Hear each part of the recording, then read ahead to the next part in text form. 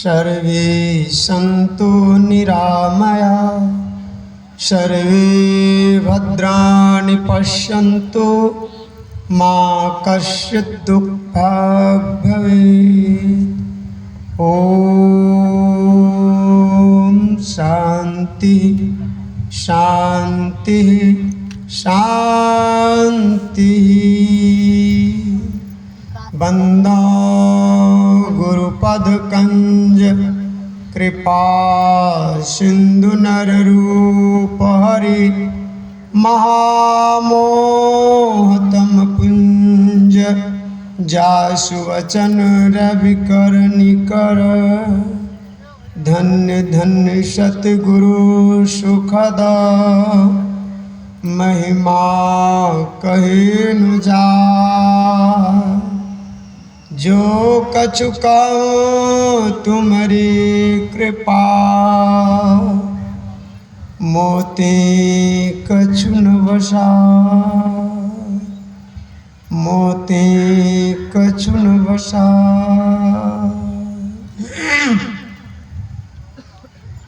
अव्यक्त रूप में सर्वत्र विराजमान सर्वशक्तिमान परमाराध्य सद्गुरु महाराज जी के पावन श्री चरणों में कोटि कोटि सहदंडवत नमन।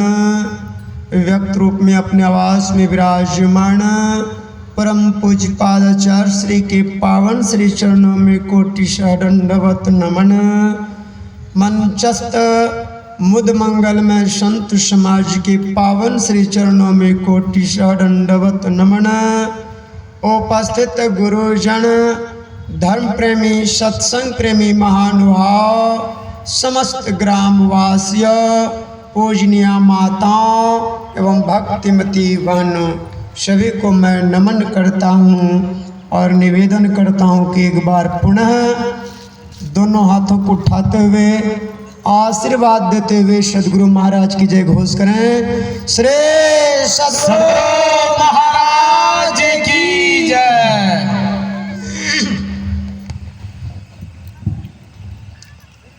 अभी हम लोग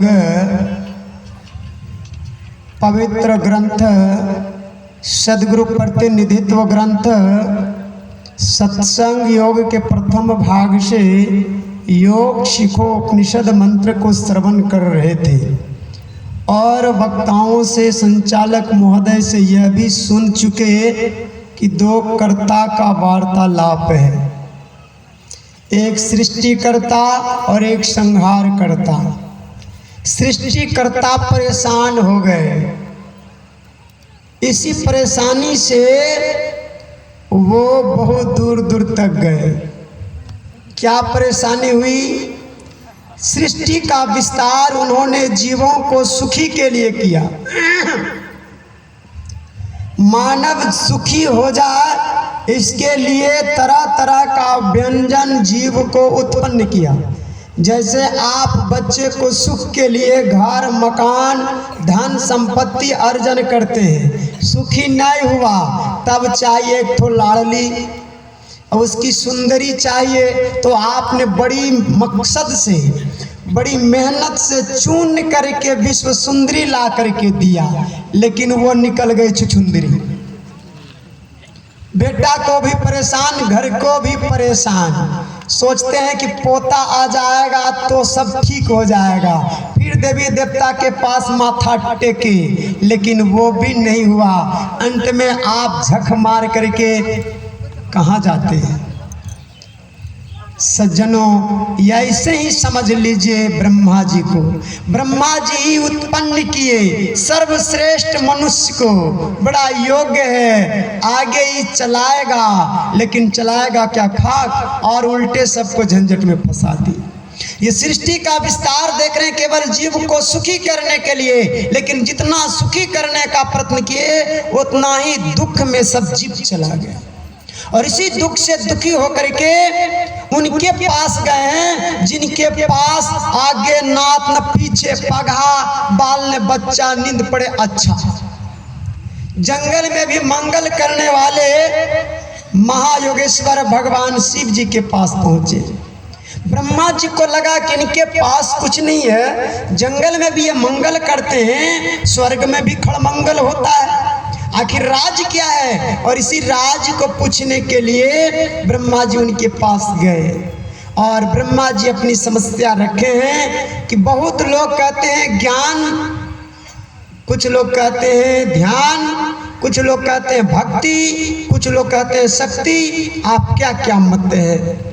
सबसे ज्यादातर जो सलाह ब्रह्मा जी को मिला था उसमें से मुख्य रूप से आया था ज्ञान और योग। ऋषियों के पास जब ब्रह्मा जी गए तो ऋषियों ने सलाह दिया, आहार निद्रा भय मिथुनंच समान में तत्पशु नराणाम ज्ञानम नराणाम अधिकम विशेषो ज्ञानिहीना पशु भी समाना। ज्ञान की विशेषता है, भगवान श्री कृष्ण ने भी ज्ञान की विशेषता को गाया। श्रद्धावान लभते ज्ञानम तत्पर समेतीन्द्रियः ज्ञानम लब्ध्वा परम शांति मचिरेणादि गच्छति। ज्ञान की विशेषता है, ब्रह्मा जी को लगा कि ज्ञान का स्रोत वेद है और चारों वेद के ज्ञाता स्वयं ब्रह्मा जी हैं। चार मुख और चारों मुख से चारों वेद की ऋचा हमेशा मिश्रित होती रहती है।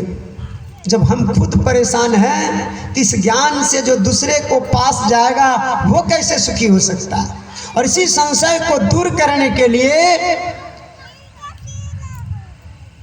महायोगेश्वर भगवान शिव जी के पास हमारे अभी संचालक महोदय प्रणव बाबा आप सभी को बता रहे थे कि जब ज्योतिष शास्त्र ये सीख रहे थे तो बहुत तरह के योग बता रहे थे। 1.25 लाख, 1-2 लाख नहीं, 100-200 की बात नहीं, 1.25 लाख योग सूत्र का सूत्रपात करने वाले भगवान शिव जी, 1.25 लाख योग का वर्णन करने वाले और स्वयं योगेश्वर कहलाने वाले।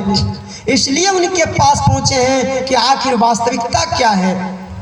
अभी हमारे तापेश्वर बा ने बड़ा अच्छा इस योग के संबंध में कहा, जो भगवान शिव और ब्रह्मा जी के बीच का वार्तालाप हुआ। ब्रह्मा जी से भगवान शिव ने पूछा कि ज्ञान माने क्या, तो ब्रह्मा जी ने कहा जानना। योग माने क्या, ब्रह्मा जी ने कहा मिलना। तो सज्जनों क्या जानना है, किनसे मिलना है, मिलना किनसे है ये तो जानकारी होनी चाहिए। और मिलना तब होगा जब हमारा बिछुड़ना हुआ है। हमारे संचालक महोदय कह रहे थे कि उल्टना, जस्ट उल्टा। जोड़ना का मतलब है तोड़ना। तो हम कहीं से टूटे हैं, कहीं जाके जुट गए हैं, अब कहीं से टूटेंगे और जहां से टूटे थे वहां जाकर के जुट जाए तो सुखी हो जाएंगे। कहां से हम टूटे थे, कहां से हम बिछुड़े थे, कहां से हम अलग हुए हैं, यही तो ज्ञान नहीं। बहुत कुछ जाना सब धूर खाक छाना है, जाना वही जो खुद को पहचाना है। खुद का ज्ञान नहीं है, खुदा का कहां से ज्ञान होगा। इसलिए हमारे गुरुनाथ ने कहा सकल भूले एक ही रे, सबको हटाओ वल्ली वन तुम आ जाओ, काम बन जाएगा तुम्हारा, पता चल जाएगा कि तुम कौन हो। जब पता किया तो पाया, जब ते जीव हरि के बिलगानियो देह गे निज जानियो माया बस स्वरूप विसरायो अतई भ्रम ते नाना दुख पायो। जब से ईश्वर से ये जीव का विलग होना हुआ, अलग होना हुआ है, तभी से ये योग प्रारंभ हो गया। योग कोई नई पद्धति नहीं, कोई नई बात नहीं। और जिधर आकर के हम जुड़ गए हैं, इधर से टूटने का नाम ही साधन है, जुड़ना साधन नहीं।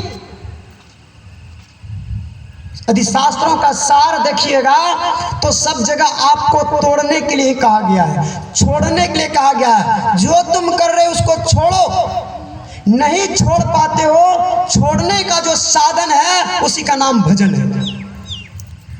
यदि कहीं आप जुड़ रहे हैं तो झंझट में फंस रहे हैं। तैराक क्या करता है, पानी से पार होने के लिए पानी को पकड़ता है।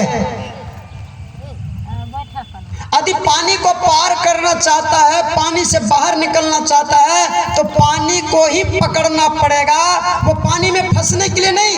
और डूबने वाला क्या करता है साहब, डूबने वाला क्या करता है? पानी को छोड़ता है क्या? डूबने वाला भी पानी को पकड़ता है, वो पकड़ के चिपक जाता है, इसलिए डूब जाता है। छोड़ता है तो उबल जाता है, इसलिए उब डूब करता है। वो ऊपर आता है, फिर पकड़ना चाहता है तो फिर डूब जाता है, भीतर जाता है, बका के छोड़ता है तो ऊपर आ जाता है। तैराक क्या करता है? वो भी यही करता है, पकड़ता और छोड़ता। अंतर यही है कि वो कला से पकड़ता है, वो युक्ति से पकड़ता है, वो जान करके पकड़ता है। और जो डूबने वाला वो बिना जाने पकड़ता है, वो पकड़ता है तो छोड़ना जानता ही नहीं है और इसलिए डूब जाता है। आज आपका यही हाल है। इस संसार में डूबने का, आवागमन के चक्र का कुछ कारण है, तो उसका यही कारण है आप जो कर रहे हैं। आपको कहा गया कर्म प्रधान विश्व क्रीड़ा का, जो जस करहि तस फल चाखा। आपने कर्म करना प्रारंभ किया और यह कर्म आपको जाल में फंसाने का शुरुआत कर दिया। यह आवागमन के चक्र में डालने वाला कोई और नहीं, यही कर्म है। चाहे वो अशुभ कर्म हो, चाहे वो शुभ कर्म हो। संतों और शास्त्रों ने कहा कि जो तुम कर रहे हो वो सब बंद करो। करना क्या है? इसकी ज्ञान लो, और ये ज्ञान के बिना तुम जो कर रहे हो उससे परेशान हो जाओगे। सुन रहे थे आप, ज्ञान क्या है? सर है और योग पैर है।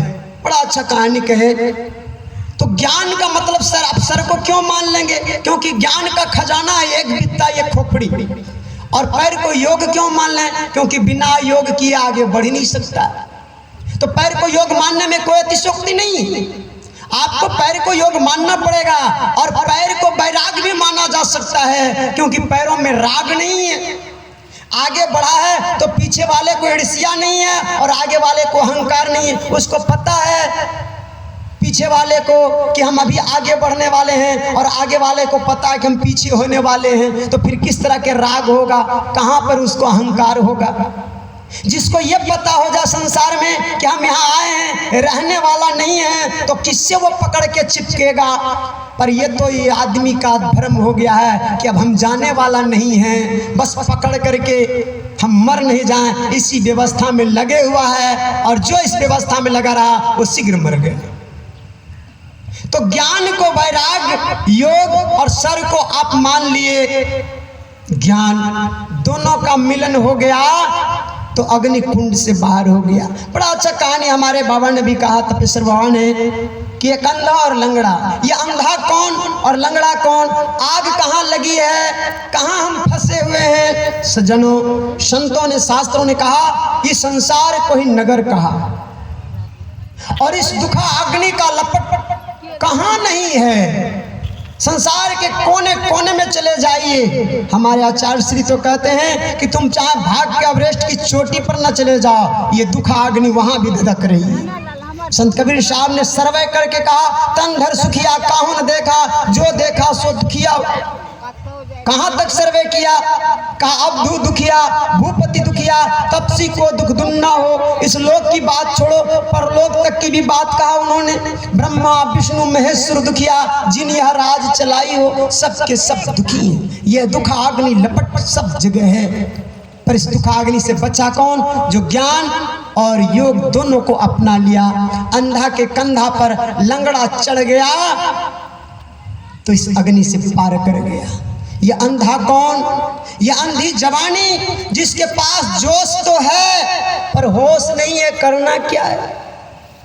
कर्म तो करता है पर उसी कर्म में फंस जाता है। माला जप करना, नाम जप करना, रूप ध्यान करना है, पूजा पाठ करना है, और उसी पूजा पाठ अनुष्ठान में फंसे फंसे कहाँ चला जाता है? स्वर्ग में चला जाता है। और स्वर्ग में जाके क्या करता है? सुख भोगता है, फिर नरक में आता है। भर में चारों खानी सुध नहीं आप नहीं आनी। इसलिए भगवान श्री राम तो सावधान किए, इसके फेरे में मत पड़ो। राजा यक्ष के बारे में आपको पता है, जनक जी के वंशज हुए, नित्य 100 गौ दान करता था। एक दिन एक गाय डबल दान हो गई, चक्कर बहुत था और प्रसंग नहीं है कि मैं इसको विस्तार करूं। आखिरकार में दोनों ब्राह्मण लड़ गए और दोनों का हत्या हो गई। दोनों आपस में मारपीट करते हुए एक दूसरे का नरोटा पकड़ा और वहीं पर दोनों का प्राणांत हो गया। बड़ा अच्छा काम कर रहा था, दान कर रहा था, कोई खराब काम नहीं कर रहा था। पर ऐसी विडंबना आई, भगवान श्री राम ने बड़ा अच्छा संकेत किया अपने प्रजाओं को। कल आपने सुना था, आकर 4,84,000 जोनि भ्रमति अजीब अविनाशी, फिरत सदा माया कर प्रेरा, काल कर्म स्वभाव गुण घेरा। ये ऐसा कर्म आता है, ऐसा समय आता है, ऐसा स्वभाव हो जाता है कि इंसान उसमें फंस जाता है। कौन बचाएगा इससे?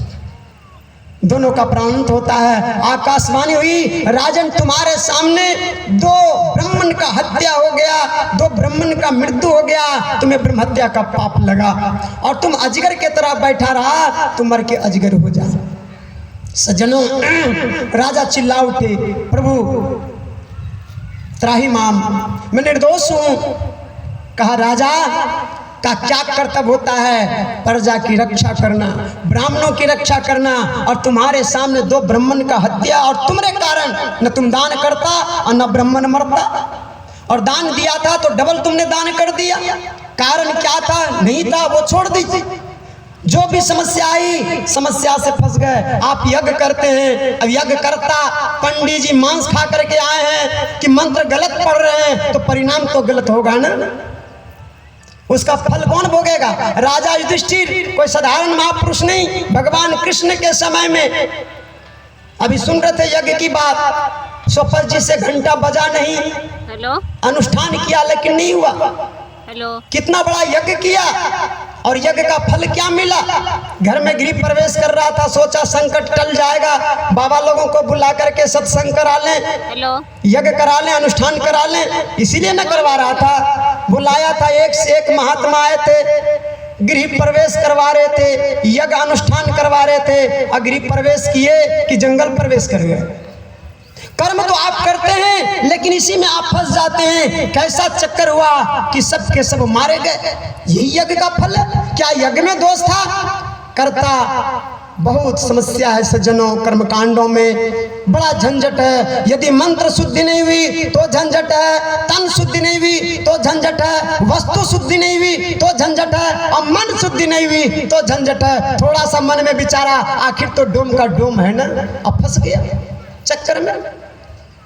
इसलिए भगवान श्री राम ने कहा अपने प्रजाओं से, यदि इस चक्कर से बाहर निकलना चाहते हो तो यही तन कर फल विषय न भाई, स्वर्ग हूँ स्वल्प अंत दुखदाई। ये अंत में दुख देने वाला है, बाद में मुझे दोष मत देना।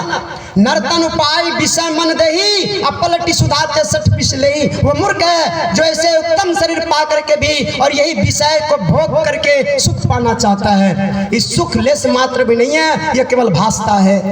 यदि तुम सुख पाना चाहते हो तो इस 9 द्वार से बाहर निकल जाओ, इस पुण्य को भंजा लो। पुण्य पुंज बिन मिला ही न संता, असत संगति संस्कृति करंता। सज्जनों, निकलना पड़ेगा इस कर्म से। भगवान श्री राम ने माता शबरी के माध्यम से कहा, छठ तमशील विरति बहुकर्मा, निरत निरंतर सज्जन धर्मा। बहुत सारे कर्म कांडों से जंजाल में फंस जाओगे। यदि करना ही है तो संतों के पास जाओ, और संत मत ही एक ऐसा साधना है, ये संतों का ही एक ऐसा विचार है जो फंसाव में नहीं अलगाव में ले जाते। आपको गर्त में नहीं, आपको गर्त से बाहर निकलने का काम करते हैं। यहाँ आपको एक नाम दिया जाता है, उस नाम के सहारे टिके रहने के लिए नहीं कहा जाता है। उस नाम को भी छोड़ दो।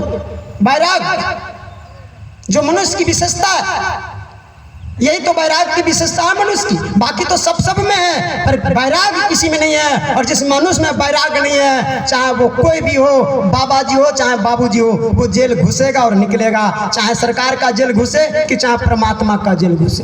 त्याग और वैराग नहीं है तो चाहे आप राष्ट्रपति न बन जाइए कि चाहे आप प्रधानमंत्री बन जाइए, आपको जेल घुसने से कोई रोक नहीं सकता। यदि यहाँ छिप के बच भी गए तो 84 के जेल आपके लिए तैयार है। इसलिए सावधान हो जाइए। त्याग तो चाहिए, बिना त्याग का आप एक कदम आगे नहीं बढ़ सकते। भगवान श्री राम ने कहा, सावधान किया, छठ दमशील विरति बहुकर्मा। संत मत की साधना को भी आप लीजिएगा तो इसी पर आधारित है। संत मत कहता है एक नाम का जप करो, उसको भी छोड़ दो। नाम है तो रूप होगा, उसको भी छोड़ दो। और नाम रूप का जो बीज है, ये नाम रूप उत्पन्न कहां से होता है, ये नाम रूप बनता कहां से?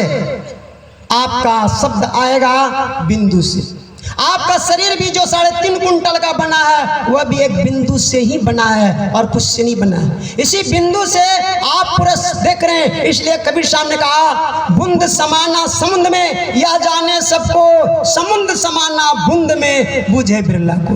वही परमात्मा आपके अंदर समा गया है और यही ज्ञान हमको नहीं है। इसी ज्ञान को जानने के लिए सत्संग की जरूरत है। तो ज्ञान यदि आपके पास है तब तो आप ठीक है, और नहीं तो अंधी जवानी में जो आप कर्म करेंगे उल्टे 84 के चक्कर में फंस जाएंगे। तो आज अंधी जवानी में लोग एक से एक अनुष्ठान कर रहे हैं, यज्ञ अनुष्ठान चल रहा है, भागवत रामायण गीता का पाठ चल रहा है, लेकिन सब दलदल में फंस रहे हैं। जरूरत है बैराग की। ये लंगड़ा कौन है? ये लंगड़ा कौन? यही हमारे लंगड़े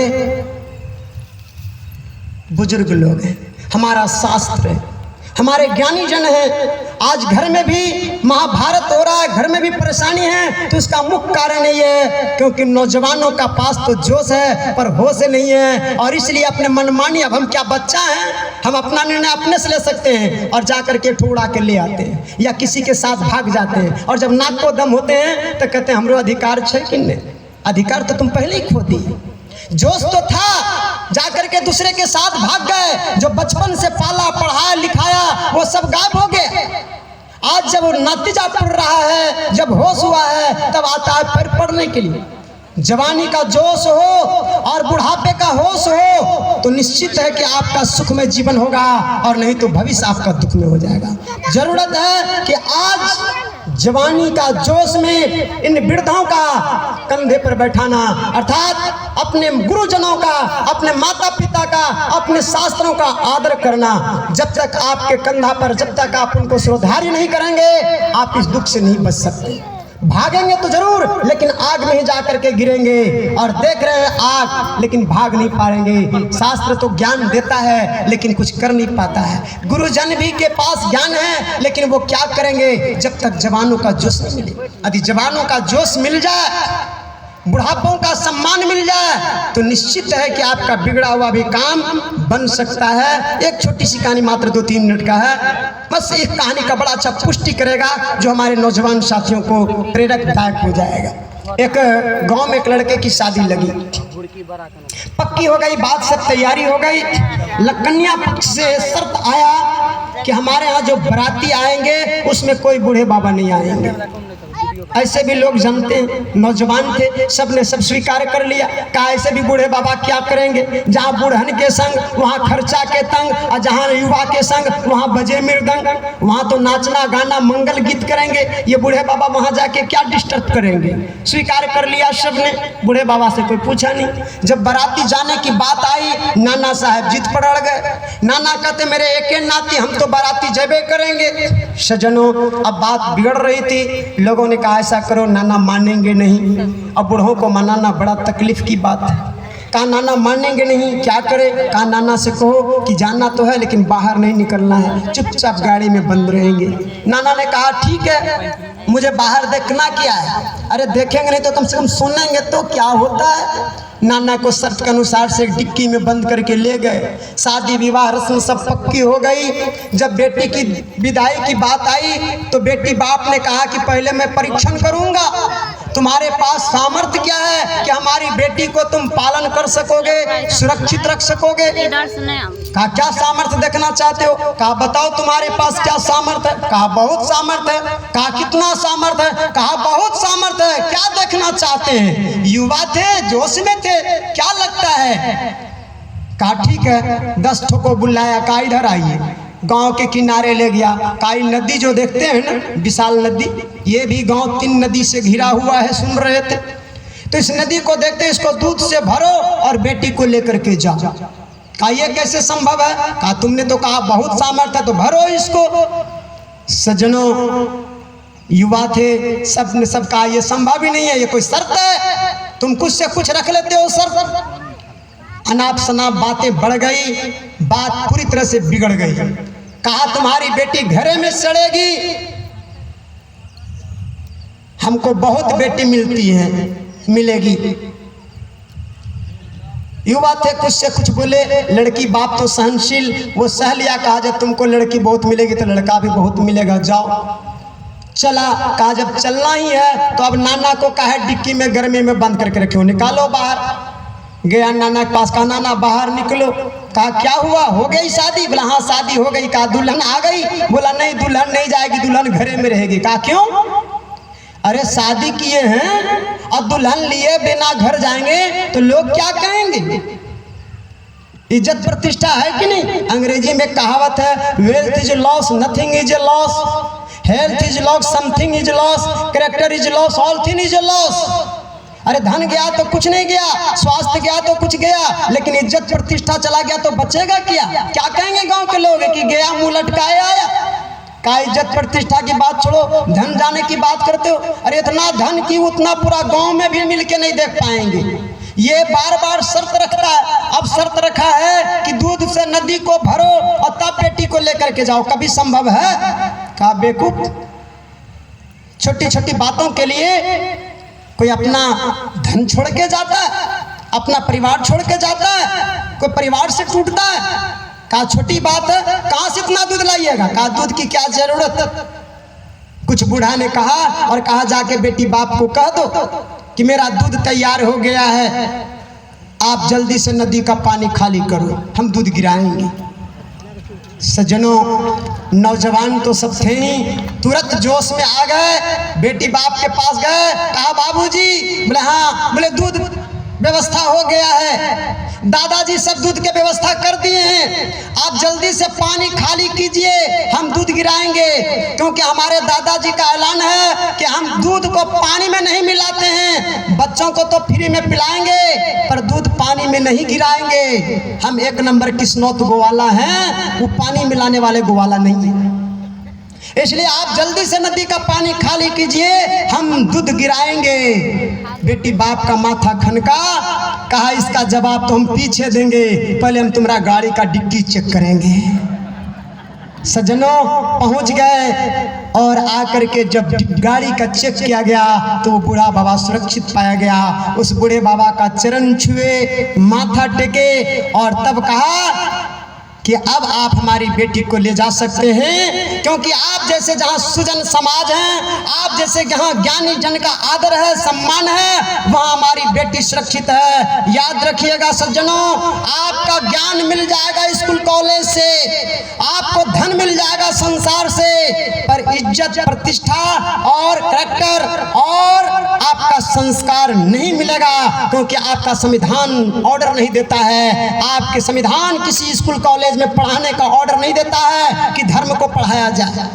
यदि आज भारतीय धर्म को पढ़ाया जाएगा तो संविधान पर उंगली उठ जाएगा। यहाँ तो राम मंदिर बनाने पर भी उंगली उठ रहा है कि इसको हॉस्पिटल बनाना चाहिए। मस्जिद बनेगा तो नहीं उठेगा, गिरजाघर बनेगा तो उंगली नहीं उठेगा, लेकिन यदि मंदिर बनाया जाएगा तो गिरजाघर वो मंदिर हाथ उठ जाएगा। इसलिए आप सोच लो कि क्या करना है। आपको ताब देना होगा, आपको नमन करना होगा इस्लाम भाई को कि आपके भारत में रहते हैं और अपना कुरान पढ़ाने के लिए मदरसा चलाते हैं। आपके भारत में ईसाई रहते हैं और अपना धर्म सिखाने के लिए गिरजा घर का बनवाते हैं और उसमें उनका पढ़ाई होता है। वहाँ कैसे नमाज प्रे करना है उनकी शिक्षा दी जाती है। जितना भी क्रिश्चियन स्कूल है उसमें प्रे कैसे किया जाता है उनकी शिक्षा दी जाती है। जितना भी मदरसा है उसमें नमाज कैसे पढ़ा जाता है शिक्षा दी जाती है। लेकिन आपका जितना भी स्कूल है, किसी भी स्कूल में बता दीजिए कि वहाँ पढ़ाया जाता है कि प्रणाम कैसे करना है। आजकल तो बस बाय बाय करना है, और माँ को माँ भी नहीं कहना है। माँ को क्या कहना है? मम्मी कहना है जो मर गई। पिता को पिता नहीं कहना है, क्या कहना है? पापा कहना है जो पाप करके आए।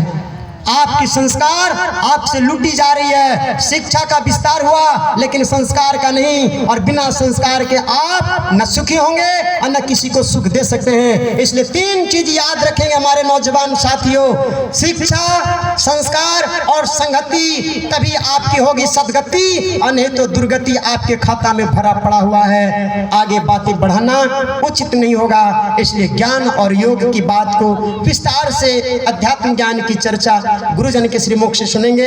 अपनी वाणी को ही पर विराम देता हूँ। श्री सद्गुरु महाराज की।